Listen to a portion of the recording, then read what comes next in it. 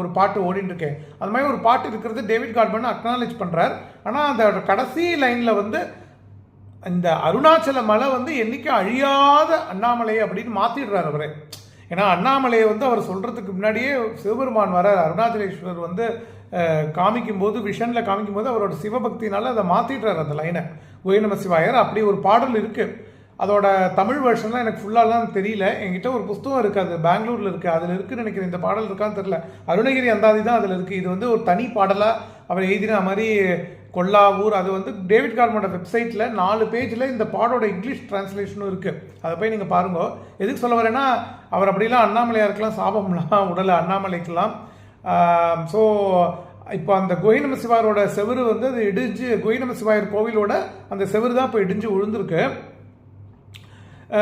ஏன் இந்த இது வந்து கொஞ்சம் இந்த வியூஸ் நிறையா போயிட்டு இருக்கு, வைரலாக இதை ஏன் நிறைய பேர் பார்க்குறான்னா,